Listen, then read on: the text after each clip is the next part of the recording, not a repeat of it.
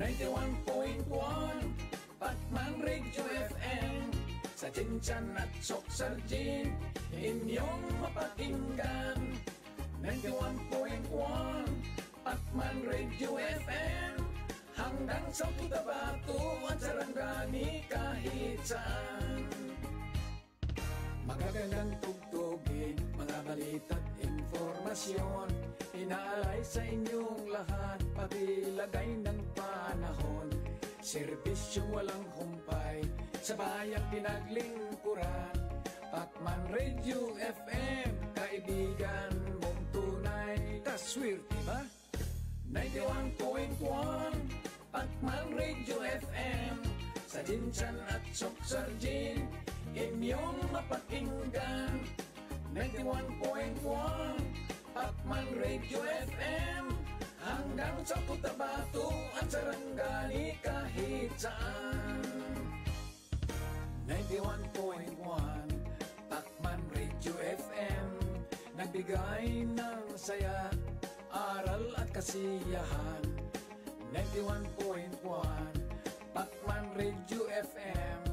Programa'y pakinggan, pagkat makabuluhan. Kaswerte ba?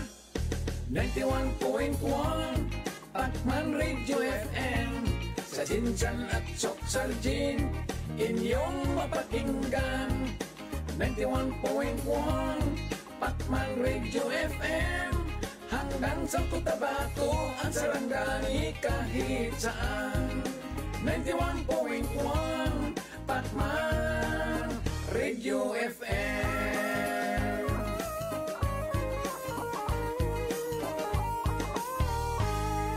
Kaswerte ba? Ang 91.1 Pacman Radio ay on-air and online radio. You can visit www.pacmanradio.com or like us on Facebook at 91.1 Pacman Radio. Also, you can download Pacman Radio 91.1 apps at Play Store. Pacman Radio. Pacman Radio. Kaswerte ba?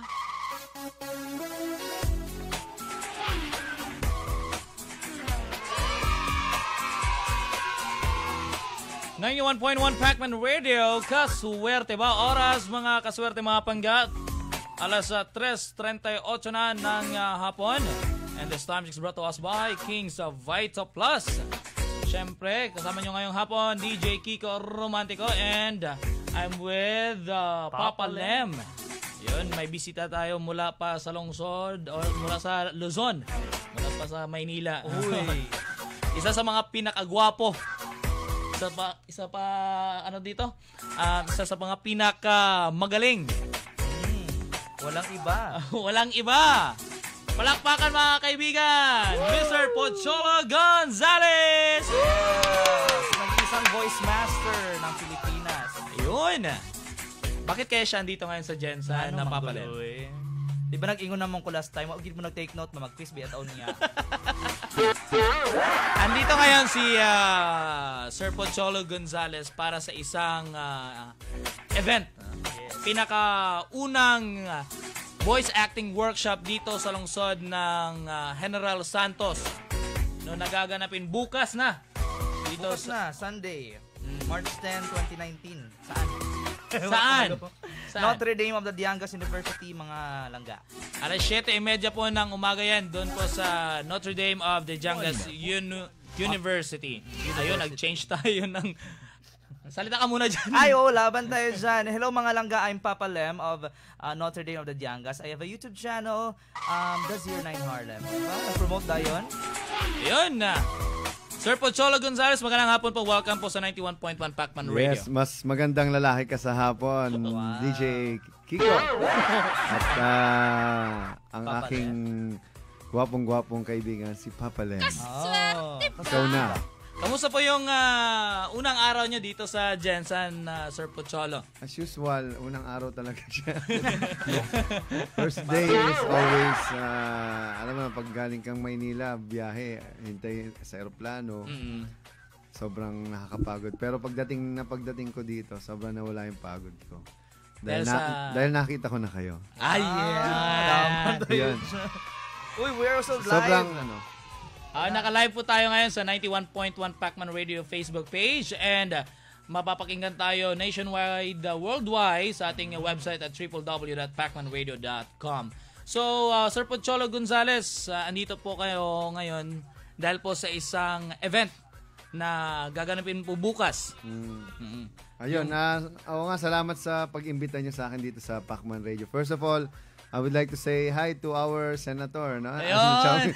Nagulat ako may Pacman Radio pala. Oo, meron. Ngayon ko lang nalaman. Tagal ko na rin sa radyo. Pero sobrang nakakatawa dahil nakikita ko rin yung future ng mga kabataan sa estasyong ito. Na kung saan, yan, si Papa Lem ang mangunguna sa Voice of the Youth Radio dito sa Jensen. Ibabalik actually Oo, natin. ibabalik. Kasi sana sa tulong ng ating butihing senador na si Manny Pacquiao, mabigyan ng pagkakataong marinig ang boses ng kabataan at marinig ang mga issue na pwedeng magamit sa paglutas ng mga problema ng mga kabataan, hindi lang dito sa Jensen, kung hindi sa buong Pilipinas na rin. And maraming nagtatanong, Papa Lem, kung sino ba talaga si Sir Pocholo Gonzales. Bakit tinawag siyang the voice master of the Philippines? Ikaw na pong siya na lang naman introduce sa sarili niya. Ikaw na pong sumagot niyan, Sir Pocholo. Ba't Actually, ka tinawag na ang voice katotohanan niyan, wala nakakakilala sa akin maliban sa mga boses na binosesan ko. Yun. Ayan. Kasi alam nyo, hindi nyo na itatanong, nung bata ako, kaya kumbaga katulad ng ating senador, nagsimula rin tayo sa hirap. Ngayon mahirap pa rin, di tulad niya. Pero lumalaban lang. Oo. Lumalaban. Hindi, ang ano dyan, ang maganda dyan, syempre dahil nagsimula tayo sa hirap, nung bata ako wala kaming TV, so ang only means of entertainment ko ay yung radyo. So nung bata ako, nakikinig ako sa isang radio drama. Ang title niya, Gabi ng Lagim. Ay, oo, para alam mo namin yan. Hindi pala nabutan. Ay. So noon Alam nga, na namin. nung bata ako, so habang pinapakinggan ko yung Gabi ng Lagim, ginagaya ko siya. Parang ganito. Sample. Sabi niya, isang gabi ng lagim, si Utoy at si Lolo Tasyo ay naligaw sa kagubatan. Ha, Lolo Tasyo, pasensya na ha. Ang sarap kasi maglaro sa puno. Naku, sabi ko sa iyo huwag ka maglaro dyan. Yan tuloy, ginabi tayo. Ha, Lolo, naku, may gumagalaw. Lolo, may monster. Ay, naku, tumakbo na tayo ha po. Baka kainin tayo niyan. Tapos ayun. Uy, para nag-live. Uy, live yun. Live yun. Live. Nakakalangga. At isang tao lang po yun. Ayun, Yeah, si Voice Master. natutuwa ako. Tapos ginaya-gaya ko siya. Out of nowhere, na-realize, alam mo yun, bigla na lang, napansin ko, nagagaya ko na yung naririnig ko. Tapos napapasaya ko yung mga tao na kapag ginagawa ko yun sa school, lalo-lalo na yung mga klase ko tsaka yung teacher ko. Lalo na sila nanay at tatay ko tsaka yung lola ko. Yun yung kaganda. Malay ko bang voice acting ang tawag doon? Meron pa ng tawag sa voice acting. Oo. May book ka, sir, na dinidiscuss yung mga ganun. Oo, mga actually, sir? mamaya, i-discuss natin yan. Yun yung May sample ako mamaya. magandang pag-usapan natin. Kasi alam nyo, ang boses natin, ang pinakamahalagang instrumento, bilang isang tao. Kasi imagine mo, itong radyo at TV, walang boses. Di para tayong tanga, nagtitinginan na lang dito. Tsaka the most powerful tool that we can ever have is our voice, because our voice is the one actually that is starting a war. Alam mo, sa salitaan nagsisimula ang away, ang gera. There is power in words. Yes, but talaga. the good thing also is our voice is the only instrument that can say, I love you. Wow. Diba? Without our voice, imagine, ang hirap i-express yung, sabihin mo nga yung mahal, alam mo, i-express mo yung mahal mo siya na Isasayo doon ni Papa Lem. sign language. Mamaya iba pa yung interpretation dyan, di ba? So, alam mo, kaya maraming nabobola yung mga may sense of humor kaysa sa gwapo. Kasi ang gwapo daw, mukha lang. Ang may sense of humor, salita. Mas nararamdaman nila. No? Kaya di ba, pag tinanong ko, anong pipiliin nyo? Gwapo o may sense of humor? Laging may sense of humor. Kaya pala, ang daming magaganda, yung boyfriend at asawa, may sense of humor. Ouchie, Oy, Wala akong sinabi. Hello pala dyan sa partner, Switch TV, and Ayan. YouTube. Paano raw kung gwapo na may sense of humor pa? Complete package na yun. Ang tawag dyan, ang tawag dyan, package deal. Wala. Oy, grabe ka! So yun, imaginein mo, ang boses talaga natin ang nagbibigay ng katauhan sa isang tao. Kasi di ba, may mga taong, ay, ang ganda niya, ganyan. Nung nagsalita, sana hindi na siya nagsalita. Problema naman sa mga DJ nung araw, pag narinig ko, kuwari nagsasalita sa radyo, yung, you're listening to your favorite radio station, 89.9. Tapos, wow, ang gwapo ng boses. Tapos nung nakita, ay, sana boses ka na lang. Di ba? Yung mga ganun. Merong tao talaga. Parang ako ata yan, ha? Hindi ko naman sinasabing. Ayun ang pangit kasi ngayon, nakikita na agad sa TV. Nung araw kasi, ano yan, alam mo yun, yung parang merong sense of, anong tawag doon? Yung hindi ka nakikita. Mystery, yan. Mysterious yung mga DJ, no? Kaya, nai-inlove yung mga audience, mga listener sa boses, hindi sa itsura. Yes. Oo. Kaya marami akong mga kaibigan na mga DJ. Oo, sasabihin mo sana mga boses na lang talaga kayo. Wag na lang pala sana. Hindi kayo yun. Pero in fairness, yung mga DJ ngayong araw, mga panahon na to, ang gagwapo. Lalo na si... Bawing-bawi naman. Agree. Grabe ka. Yun, hanggang sa nung bata rin ako, siyempre nakakanood ka rin ng mga cartoons sa mga kapitbahay. Ginagaya mo sila Mickey Mouse, Donald Duck, sila Goofy, yung kuwari sila Mickey Mouse, yung oh, come on, Pluto, my name is Mickey Mouse. Diba? Ganun. Tapos, gosh, I'm Goofy. Ganun. Tapos, hanggang naging SpongeBob na yun. Hey Patrick, I'm SpongeBob. Ganun. Ayun.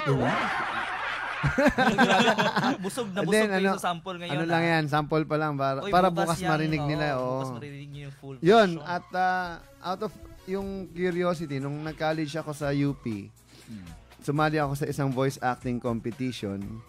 Tapos, little that I know na ako yung magcha-champion doon. Wow! Mga 10,000 lang naman yung mag-audition. 10,000. Tapos siya ang champion. Kaya voice master siya. So, naranasan ko rin syempre sa lahat na nagsisimula, hindi naman madali dahil akala mo dahil nag-champion ka, pasok ka na, hindi ganon. Pag magaling ka nga, lalo kang hihilahin at ihaharangin dahil na kumbaga na-insecure at na-threaten yung mga datihan. Syempre, kung datihan ka at alam mo mas magaling sa'yo yan, parang mawawala na sila ng pwesto. Oo, ganun kagad yung pag-iisip. So, hindi madali naging journey ko. Sabi ko, bakit naman ako sasama sa'yo kung kaya kong mag-create ng sarili ko? Aside sa pagiging isang voice actor, Papalem, si Sir Pocholo Gonzales ay isa ring motivational speaker. Yun. Sa buong Pilipinas. Sa buong Pilipinas. Sa buong mundo rin. Mundo actually. Buong mundo. International 30 countries na rin yung napagsalitaan natin. 30. Alam mo, naniniwala naman ako lahat ng tao may kwento eh. Ang tanong, may kwenta ba? Yun. Di ba? Kwento mo lang yung may kwenta. Kasi kung walang kwenta, chismis tawag doon. Correct. At 90% ng mga tao, mas gusto yung chismis kaysa sa mga makabuluhang bagay. Ano yun? Yung mga tipong manunood ka ng isang programang wala ka namang matututuhan at ang pinapayaman mo, yung pinapanood mo, ikaw hindi. So much better manood ka na lang ng programa na magdi-develop, mag-i-inspire, mag-motivate sa'yo, mag-i-empower, at mag-i-improve at progress bilang isang tao. Yes. Very soon, we'll be reviving those kinds of program na youth ang gagawa. Oo, kailangan ng mga kabataan niya na napakaraming gusto pero walang focus. Alam mo yun, nawawalan sila ng tunay na identity dahil hindi nila talaga, kumbaga, pinofocus dun sa kanilang galing at talino. Kumbaga, nagpapadikta sila sa pressure ng lipunan, lalo-lalo na ng pera. Ngayon na, Sir Pocholo, kasi sikat ngayon yung mga Korean novelas yung mga Korean na novela itatranslate sa Tagalog. Kumbaga, maraming kabataan ngayon na gustong pasukin yung pagvo-voice dubbing. Yes. Oo. Actually, yun ang kagandahan. Dati kasi, monopolyo ng iilang tao ang pagdadub dahil kung hindi ka taga kapuso, kapamilya, kapatid, ang hirap talagang pumasok dahil literal na mga KKK yan eh. Magkakamag-anak talaga yung mga yan. KKK talaga. Pero dahil sa ginawa ko, nagtayo ako ng School for Voice Acting, Yun, yung Philippine creative. Center for Voice Acting. Nabigyan ko ng pagkakataon yung mga nangangarap at hindi nabibigyan ng pagkakataon na may talento pero walang koneksyon. At dahil doon ako yung nagbukas ng pinto sa masasabi kong ako talaga ang nagbago ng voice acting industry sa Philippines. At kung meron mang someone, eh wala akong alam. Dahil hindi naman sila nagsulat ng libro at nagtayo ng school on voice acting. Pero syempre, Pero- grateful kami. Dahil doon, tumulong sa akin yung mga naging mentor ko rin, katulad nila Danny Mandia, sila Neil Tolentino at ilang mga voice talent din na naging kaibigan ko. Na nagbigay din ng pagkakataon at nagbukas ng pinto para magkatotoo yung mga pangarap. Maging DJ, broadcaster, dubber, or even motivational speaker. Kasi hindi siya, alam mo ito yung mga bagay na hindi mo alam, wala namang kurso talaga. Kahit mascom, hindi mo masasabing makapasok ka dyan eh. Karamihan nga ng mga sikat hindi naman mascom. Ang mascom, kayo yung nasa likod ng mga pinapanood nyo. Sila yung mga technical. Pero yung mga broadcaster, siguro almost 80% hindi mascom major yung mga yan. And talking about your book, Sir Pocholo, ano po yung libro ninyo? Ano yung content nung libro niyo po na available Basically, sa ang bookstore? talagang ang pangalan at title ng libro ko ay yung Gusto Kong Maging Voice Talent. Yun. Mga sikreto sa likod ng dubbing, voice acting, at voice over, no? Kasi bakit mga sikreto? Kwento ng buhay ko 'yan. Actually, it's a very motivational book. And in 2017, it won the National Book Awards by the National Development Board of the Philippines. Na pinakamaganda at pinakamagaling na libro sa kategorya ng profession. Tinalo lang naman yan ng mga libro ng mga doktor, abogado, engineer. At yan lang ang tanging libro na nanalo na hindi naman professional talaga yung nagsulat. Ibig Pero sabihin, magaling naman. hindi professional na Writer. hindi, yung mga under ng PRC, Philippine Regulatory Walang license. Professional Ganon. Commission ng mga Pero ito yung libro na tungkol sa voice acting, voice over at voice dubbing na Tagalog.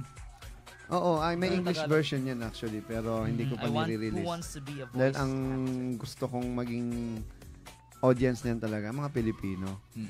At mahirap magsulat sa Tagalog, kung totoosin, dahil ang reference mo karamihan English. Pero dahil yun ang strength ko, magsulat sa Tagalog, dyan ako nagsulat. Malay, mali-mali pa yung grammar ko dyan kung English yan. Kaya pinatranslate ko yan sa marunong mag-English. Sino? So, dahil doon, na-recognize din ako sa buong mundo at ngayong March 21, lalabas na ang aking chapter sa Bible of Voice Acting, which is The Art of Voice Acting ni James Alberger sa Amerika. Naging mentor ko rin siya noong 2012. Naging speaker ako sa Voice Over International Creative Experience sa Anaheim, California. And the only Asian and Filipino na in-invite doon sa International Voice Acting Convention. Wow. At dahil dyan, naging member din ako ng World Voice Over Organization. The only Filipino na legit, no?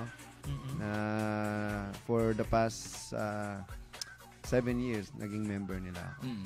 And magkano po ito, Sir Pocholo, at saan ito mabibili?